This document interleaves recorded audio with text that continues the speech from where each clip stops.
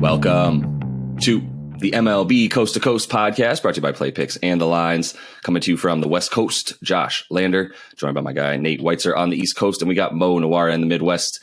And we are looking at a Friday night slate here in the MLB with you guys. Got plenty to choose from. Want to make sure you are liked and subscribed to that page so you continue to follow along with us as we are bringing you these videos each and every weekday of this MLB regular season. Also want you to head to thelines.com where we got all that great written content from Nate and company and Mo and all of the gang.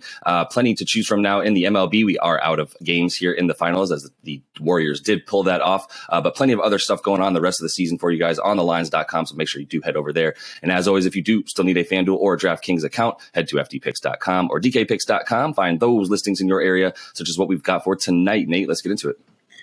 Yeah, a couple afternoon games, but we're concentrating on the nights per usual. It starts at 6 p.m. with the Rays minus 150 at O's. Brewers in a toss-up at the Reds. Giants are huge favorites, minus 200 at Pitt with Rodon on the mound. Phillies, second half of a doubleheader at the Nats. That's minus 150 for the Phillies. Yankees in a toss-up at the Blue Jays after sweeping those Rays. Rangers slight dogs, plus 102 against Tyreek Skubal and the Tigers. Cardinals and Red Sox, the rare interleague series opens here. Boston slight favorites here, minus 116 at home with Waka going against his former team.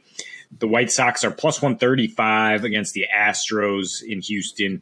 Padres minus 140 at Coors. Twins minus 125 at Arizona.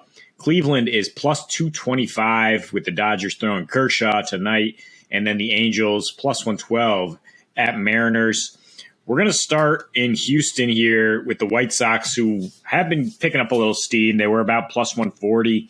Maybe Mo got them even better than that last night when it opened, mainly because Giolito has not been an ace consistently. He's got some really puzzling numbers, and he's been very shaky in his last three starts.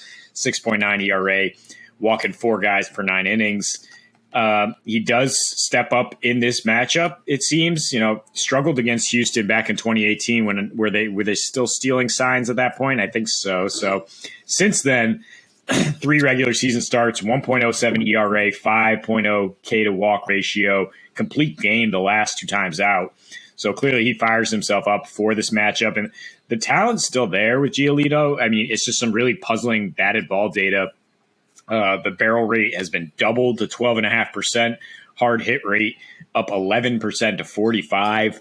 But he's still getting a high called swinging strike rate. Sierra still indicates he's pitching very well. And he's got great stuff. I mean, it seems like he's just hanging too many changeups and sliders. And he can fix that by some, concentration, location. If he avoids that, we're looking at a lower scoring game than you usually expected. Houston, I've talked about it a lot, how Houston going under consistently, especially at home. And Framber Valdez is good. That's for damn sure. He's got a minuscule barrel rate of 3% here. Not getting a lot of swings and misses, a lot of contact in the zone, but the White Sox are not very dangerous against righties right now, and still waiting on Tim Anderson, Eloy Jimenez to give them a little more of an offense. That being said, they've won 5 straight on the road with a 367 average, 960 OPS, and Valdez has been worst at home in 5 home starts. So all that, we're leaning White Sox because of the juice here. Because Giolito could turn things around here, and that would give them a huge advantage in this one. Yeah, the White Sox, they've sucked versus right-handed pitching, but luckily Framber's a lefty. So it wasn't this way early in the season, but the White Sox versus lefties, I think, is back to being a thing because they're at the top of the WRC leaderboard by quite a bit now. 141 WRC plus. That is far and away the best, although Toronto's been on fire trying to catch them. But, I mean, they probably won't end up this strong, but it's multiple seasons now of the White Sox just destroying left-handed pitching. And, yeah, I know Framber is great, but this should be a pretty tough matchup for him. And yeah, you definitely highlighted how weird of a season it's been for Giolito.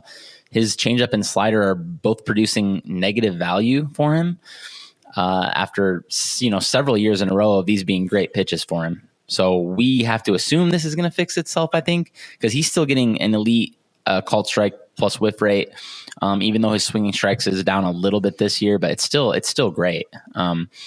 He has his BABIP, his barrel rate, and his home run rates are all like really high, but these have not been huge problems for him the last few years. So I assume these are going to normalize at some point.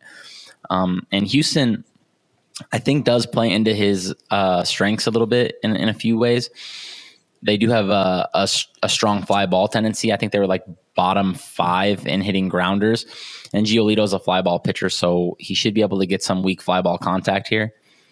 And then I just want to throw out this the guy in the Discord, Two Bros Baseball, I think is his name. He dug up these Giolito. I'm not usually a big pitcher versus team, pitcher versus batter type of analyst, but man, his last 2 regular season starts against Houston, he went complete game, and he allowed 1 total run with 17 Ks. So I think Houston maybe does something that does play into his strengths a little bit here. Yeah, and they've actually been all at Minute Maid Park too, so all on the road. And you could actually add his 3rd start there, Giolito, and he'd still have basically a sub 1.5 ERA in those starts, also 2-0. So yeah, I think that the money line price is just, it feels like it's steep for Houston when they've lost 4 of their last 7 as favorites. That's really what I was honing in on. And so there's plenty of opportunity here. I mean,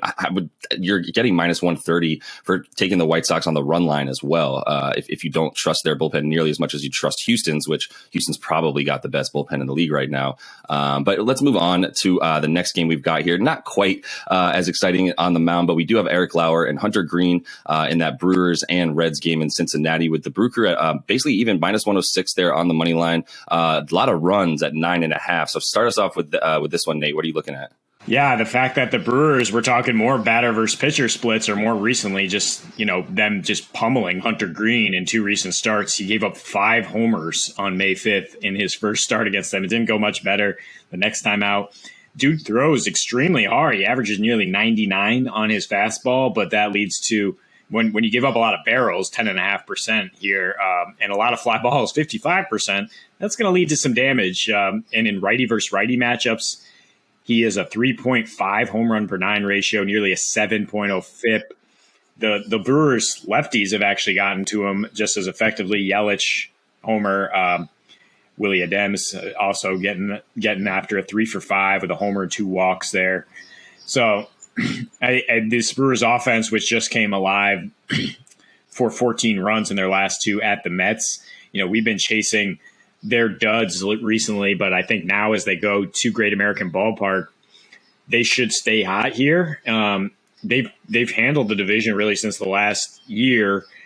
They're 15-7 this year in division games, not against the Cardinals, so against those 3 bad teams that you will face in the NL Central. And I think they continue to handle their business here with Lauer, who is also homer prone here and also giving up a really high barrel rate, but he's got a great slider, and since he is definitely below average, -9 versus the slider, 95 weighted runs created plus against lefties, and then they're just in the margins here in terms of infield defense. They turn the fewest ground ball double plays to the Reds. They actually ground into the most double plays, and that's kind of the Brewers' Achilles heel, is they ground into the 3rd most double plays. Part of the reason they've struggled so hard to convert in these situations. And so with the Reds and bad bullpen overall, a pitcher who still hasn't figured out how to avoid this hard contact, I think we like the Brewers here. When you're getting great value in terms of a toss-up line here for one team that's near the top of the division and one team that's rebuilding. Yeah, really, really big bullpen mismatch here, obviously. And Hunter Green, another really interesting case, actually. So he's like basically living off his slider. That's his only good pitch. When I was watching him, I definitely thought that was his best pitch. I know that the gas was what got him all the prospect juice coming up, but when I was watching, he was definitely commanding the slider at the bottom of the zone. So it really did look like his best pitch, but he's kind of been leaning harder into it. And the weird thing is that he has reverse splits so far with that slider being such a big part of his arsenal. Usually when you rely so heavily on the slider, opposite-handed hitters are going to give you fits. But it actually hasn't been the case at all. He's actually been better against lefties. I think that's going to go the other way eventually, and I think Milwaukee's 4 lefties in their lineup is good for them here. Milwaukee's also been pretty solid against sliders. They're top 10 in run value there. And I think just Hunter Green in that park, such a bandbox at times, and Milwaukee 8th in isolated power, Green 2.25 home runs per 9. It seems like a pretty good matchup for Milwaukee. I think there's something there with their struggles. His struggles against Milwaukee.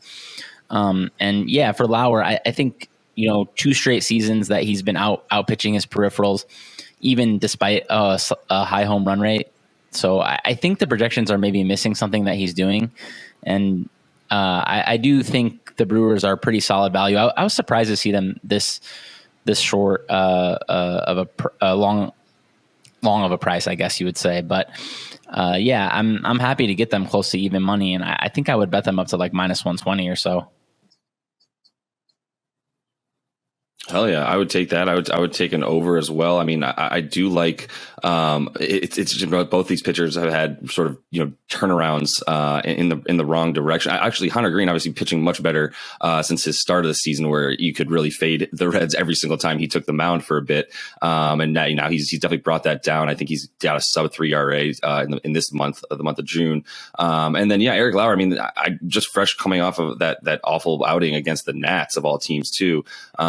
His ERA has been shooting up as well after a good start to the season for him. I think there's a possibility for some over as well at 9.5. It did go up a bit, I believe, from where it opened in that total, but would still feel good about the over in this park for both of these guys. So let's finish things off here with the Twins. They are in Arizona taking on Mad Bum. We have a total of 9 runs in here. Devin Smeltzer on the mound for the Twins. Mad Bum not really the Mad Bum of old at this point, and really hasn't been able to find any of the random magic that we've kind of been waiting to fade, as some of his numbers felt kind of hollow anyway. So kick things off for us, Mo, with this one. Where are you starting?